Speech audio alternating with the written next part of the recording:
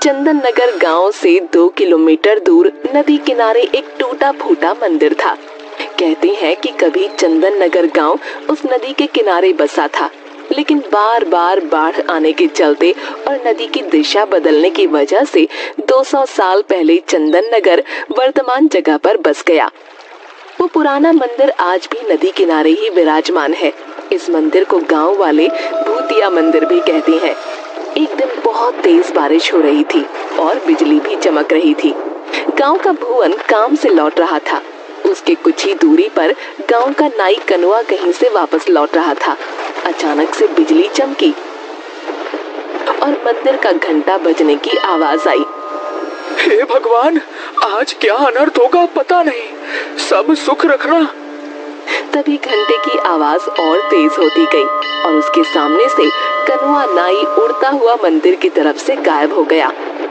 नहीं, ऐसा नहीं हो सकता, कनुआ चाचा। थोड़ी देर में बारिश रुक गई और भुवन भागता हुआ कनुआ के घर जा पहुंचा। चाची, वो मंदिर। बताओ रे भुवन को क्या हुआ? इतना घबराए हुए क्यों हो? सब मंगल तो है ना? नहीं चाची, कनुआ चाचा मंदिर के घंटे की आवाज में गायब हो गए। नहीं, ऐसा नहीं हो सकता। कह दो कि झूठ है। मेरी आंखों के सामने चाचा मंदिर की तरफ उड़ते हुए चले गए। मुझे माफ कर दो चाची, मैं कुछ नहीं कर सका। धीरज धरो बहू, अब इन गांव वालों को सब पता नहीं किन पापों का फल मिल रहा है। पिताजी, बहुत प्यास लगी है। एक बोतल पानी लाया था, वो दोपहर में ही खत्म हो गया था। जा नदी किनारे जाकर पी ले। क्या पिताजी, 1.5 किलोमीटर पानी पीने के लिए जाऊं? क्यों ना हम अपने खेत में एक कुआं खोद लें। मेरे सपने में भी आता है कि हमारे खेत में एक कुआं है। चल चुपचाप अपना काम कर। जब देखो उल्टा पुल्टा बात करता रहता है, आलसी कहीं का। 1.5 किलोमीटर चलने के चलते इनको खेत में ही कुआं चाहिए। अरे सपना में कुआं दिखता है? कल आलू भी निकलना है, माँ भी आएगी, 2 बोतल पानी भर लेना। माँ देखो ना, बोतल से पानी खेत में गिर गया। प्यास लगी है, क्यों ना हम अपने खेत में कुआं खोदें। सचमुच मेरे सपने में दिखता है कि अपने खेत में एक कुआं है। अब तो शाम हो ही गई है, घर जाकर पानी पी लेना बेटा। माँ, मैं थोड़ा चेतन के पास जाऊंगा, तुम लोग घर चले जाना। मैं उससे मिलकर रात में घर लौटूंगा। रतन और सुनीता घर चले जाते हैं। बंकू अपने दोस्त चेतन से मिलने जाता है। रात में घर पर, बेटी सुमति, पिताजी को थोड़ा खाना दे आ। रात के 9 बज गए हैं, नहीं तो वो सो जाएंगे। पता नहीं ये बंकू कहाँ रह गया। लाओ माँ, मैं दे देती हूँ। रतन के पास जाकर, पिताजी ये लीजिए आपका खाना। ठीक है बेटा, लाओ। बंकू अभी घर लौटा या नहीं अभी तक? नहीं पापा, बंकू भैया अभी तक नहीं आए हैं। तभी पुराने मंदिर के घंटे के बजने की आवाज आती है। आज वर्षों बाद पुराने मंदिर का घंटा बजा था। बहुत दिनों बाद आज फिर पुराने मंदिर के घंटे बज रहे हैं। जरूर कुछ अनर्थ होने वाला है। यह बंकू ना जाने कहाँ रह गया। तभी सुनीता दौड़ती हुई आती है। अजी सुनते हो, बाहर पुराने मंदिर के घंटे बज रहे हैं। अभी तक बंकू भी घर नहीं लौटा। गजब हो गया, जाने क्या होने वाला है। अरे भाग्यवान, आ जाएगा। घंटे की आवाज सुनी होगी तो वह अपने दोस्त के घर ही रुक गया होगा फिलहाल। काश आप जो कह रहे हो वैसा ही हो। अरे पिताजी, आप दोनों घंटे की आवाज सुनकर इतना डरे हुए क्यों हो? आखिर बात क्या है उस घंटे में? उसी समय दरवाजे पर कोई दस्तक देता है। लो, आ गया मेरा बेटा बंकू। भगवान का लाख लाख शुक्र है। सुमति, जब भैया आया है, खोल दे दरवाजा। सुमति जाकर दरवाजा खोलती है। अरे पंडित जी, प्रणाम। हाँ बेटा, मुखिया जी के यहाँ पूजा करवा कर लौट रहा था, तभी पुराने मंदिर का घंटा बजने लगा तो मैं यहाँ आ गया। अरे पंडित जी प्रणाम। आइए आइए, अंदर आइए। बड़े दिनों बाद पुराने मंदिर का घंटा बजा है। पता नहीं किस बदनसीब की किस्मत खराब है। वैसे तुम्हारे परिवार में तो सब सुरक्षित है ना? मुंह क्यों लटका हुआ है तुम्हारा? प्रणाम पंडित जी। देखिए ना, बंकू दोस्त के यहाँ गया था, अभी तक लौटा नहीं है। पुराने मंदिर से घंटे की आवाज आ रही है, चिंता लगी हुई है। धीरज रखो बहू, कुछ नहीं होगा बंकू को। भगवान भला करेंगे, जहाँ होगा सुरक्षित होगा।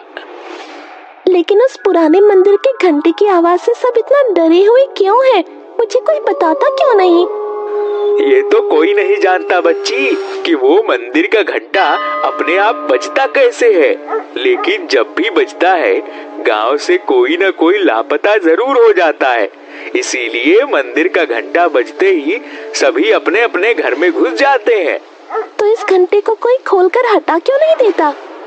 जिसने भी घंटा को हटाने की कोशिश की, उसी क्षण उसे लकवा यानी पैरालिसिस मार दिया। ओह, लेकिन ऐसा होता क्यों है? हमारे पूर्वज बताते हैं कि सदियों पहले उस मंदिर के पुजारी की हत्या चोरों ने कर दी थी और कीमती आभूषणों और मूर्तियों को लेकर भाग गए।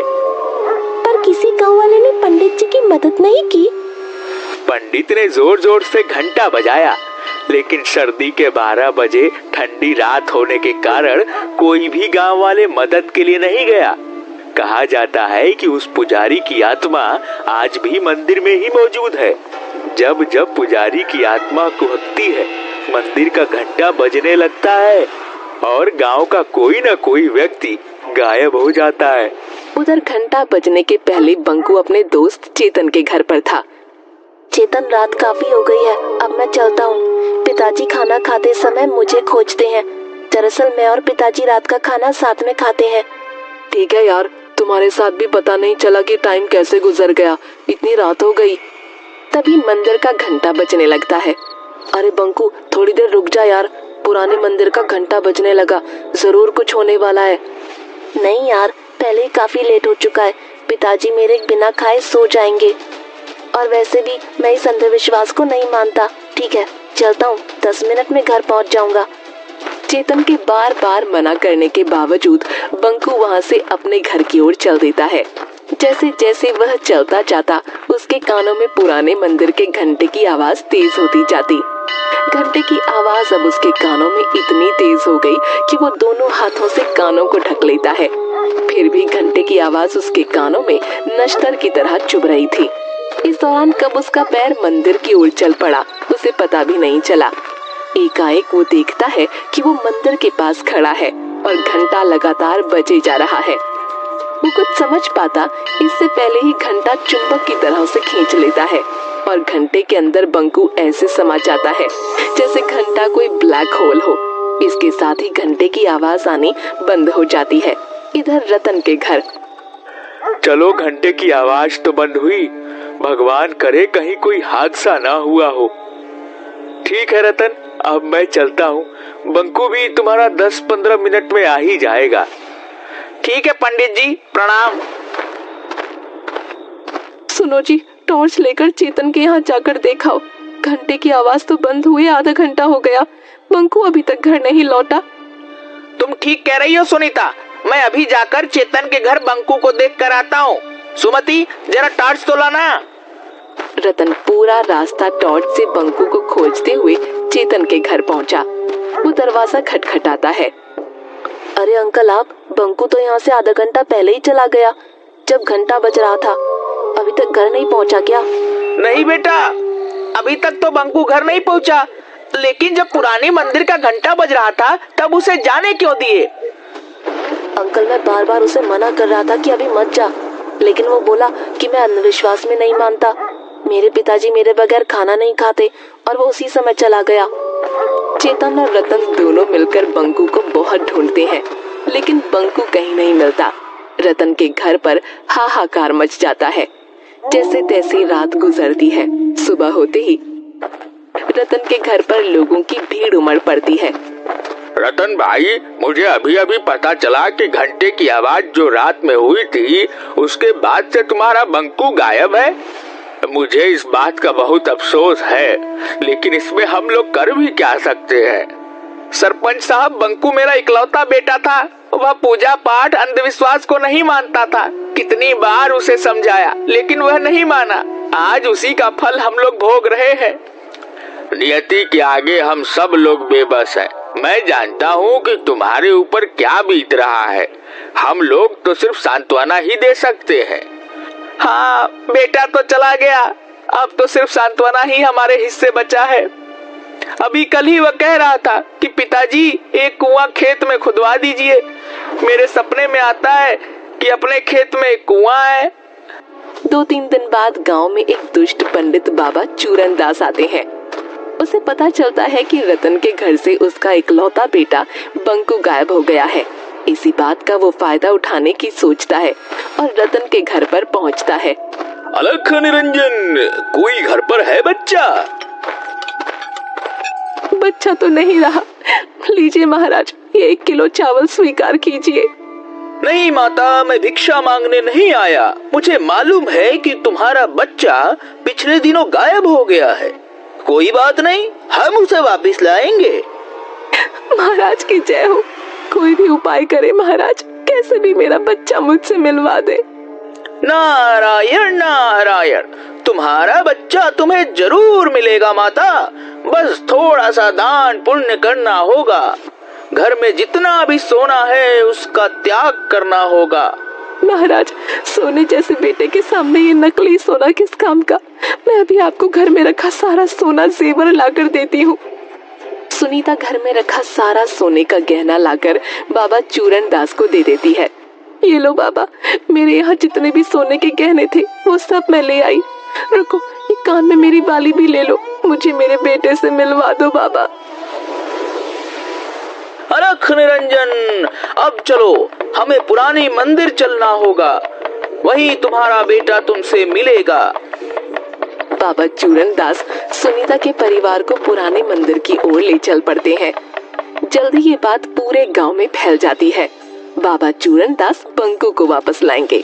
जिनके बच्चे या परिवार का कोई सदस्य अभी तक गायब हुए थे, सब अपने अपने घर के गहने लाकर बाबा चूरन दास के पास पहुंच जाते हैं। बाबा, ये लो मेरे घर के सारे गहने, हमारे बच्चे को वापस ले आओ। बाबा, मेरा भी चाचा को वापस ला दो। ये लो गहने, मेरे पिताजी को वापस ले आओ। ये लो गहने। जल्द ही बाबा के पास सोने के आभूषणों का अंबार लग जाता है। आप लोग शांति बनाए रखें, सभी को उसके परिजन मिल जाएंगे। अभी हम एक हवन करेंगे। चूरन दास मास्क पहनकर हवन में कुछ भस्म फेंकता है, जिससे पूरे मंदिर परिसर में धुआं फैल जाता है और धुएं में सारे लोग बेहोश हो जाते हैं। चूरन दास फौरन सारे जेवर समेटकर एक बोरे में भरकर भागने लगता है। तभी मंदिर में टंगे घंटे से एकाएक किरणें निकलती हैं और चूरन दास वहीं पर अपाहिज हो जाता है। थोड़ी देर बाद सभी को होश आता है। मुझे बचा लो, कोई मुझे बचाओ, मैं पूरी तरह अपाहिज हो चुका हूँ। मैंने तुम लोगों के साथ धोखा किया है। हे भगवान, अब किसी के साथ धोखा नहीं करूँगा। दुष्ट पंडित, तुम्हारी यही सजा है। तुमने कई लोगों के भावनाओं को धोखा दिया है। अब पड़े रहो यही। उधर सुनीता ने रात में कहा था कि उसके बेटे की आखिरी इच्छा खेत में कुआं खुदवाने की थी। इसलिए रतन बंकू को याद कर खेत में कुआं खोद रहा होता है। तभी उसे जमीन के अंदर से कुछ मूर्तियां और आभूषण मिलते हैं। वो इसकी खबर सरपंच और पंडित ज्ञानचंद को देता है। जरूर यह मूर्तियां वही पुराने मंदिर की है जो सैकड़ों साल पहले गायब हुए थे। शायद चोरों ने इसे यहाँ पर छुपा रखा था। अगर ऐसी बात है तो पंडित जी, इन मूर्तियों को गंगा जल से धोकर फिर से वहीं स्थापित किया जाए। पंडित ज्ञानचंद उन मूर्तियों को फिर से पुराने मंदिर में प्रतिस्थापित करवा देता है। तभी जोर से घंटे बजने लगते हैं। सभी लोगों में हाहाकार मच जाता है, क्योंकि सभी आज घर के बाहर मंदिर के पास खड़े थे। तभी अचानक सुमति चिल्लाती है, अरे माँ देखो, घंटे में से बंकू भैया निकल कर आ रहे हैं। अरे ओ गिरधारी मेरे भाई, बरसों पहले तुम बिछड़ गए थे। जय हो देवी माँ, तेरी लीला अपरंपार है। अरे रामधन भी, सभी लोग निकल रहे हैं। आप आ गए, मुझे यकीन था आप आओगे। घंटे में से गायब हुए लोगों को निकलता हुआ सब देख रहे थे। किसी का बेटा, किसी की बहन, किसी के चाचा, किसी के दादा, सब लोग अपने परिजनों से मिलकर बहुत खुश थे। अरे मैं ठीक हो गया, जय हो बाबा, जय भगवान, तेरी महिमा तू ही जाने। चूरनदास, भगवान ने तुझे नया जन्म दिया है, इसीलिए इस जन्म में तुम अच्छे कर्म करो, तुम इस मंदिर का देखभाल करो, यही भगवान का आदेश है। मैं जीवन भर इसी चौखट पर पड़ा रहूंगा, मुझे मोक्ष यही मिलेगा। शायद आज इस मंदिर के पुजारी की आत्मा को शांति मिला होगा। मंदिर में भगवान फिर से स्थापित हो चुके हैं। इस घटना को आज कई साल बीत गए, लेकिन फिर कभी मंदिर का घंटा नहीं बजा। तो हमें उम्मीद है कि आपको हमारी ये कहानी पसंद आई होगी। कृपया हमारे चैनल को सब्सक्राइब करें और सभी अपडेट्स के लिए बेल आइकन जरूर दबाएं। और हाँ, वीडियो लाइक और शेयर करना मत भूलिएगा। Bye bye.